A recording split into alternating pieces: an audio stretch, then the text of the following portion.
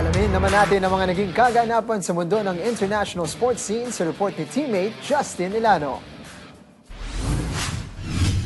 Sa tenis, muling nakabalik sa hanay ng mga kampyon si Stefanos Tsitsipas matapos masungkit ang kanyang kauna-unahang ATP title sa loob ng mahigit isang taon.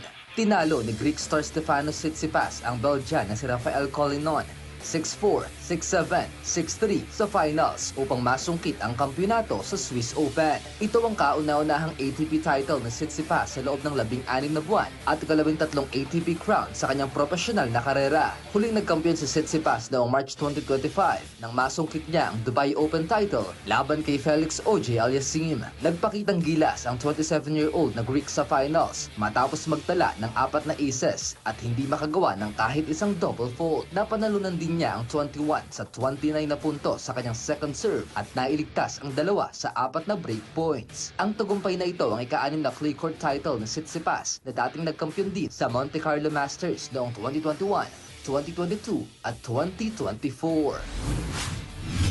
Sa balitang cycling naman, nakuha ni Remco Evenepoel ang kanyang unang stage win sa Tour de France ngayong taon matapos mangibabaw sa stage 15. Nanguna ang Belgian cyclist sa stage 15 matapos mapigilan ang huling pag-atake ni Isaac Del Toro at defending champion Tadej Pogacar. Naungusan ni Evenepoel ang dalawang magkasunod na atake ni Del Toro sa huling 800 meters bago talunin si Pogacar sa huling sprint patungo sa finish line. Ito ang kauna-unahang stage victory ni Evenepoel sa Tour de France ngayong taon at ikatlo sa kanyang karera sa prestihiyosong karera. Dahil sa pag-atras ni Jonas Vingegaard sa kompetisyon, umakyat si Evenepoel sa ikalawang pwesto ng general classification, 5 minuto sa likod ni 4-time Tour champion Tadej Pogacar. Samantala, nanatili sa ikatlong pwesto ang 22-year-old na Mexican rider na si Isaac Del Toro na may agwat na 5 minutes and 58 seconds kay Pogacar.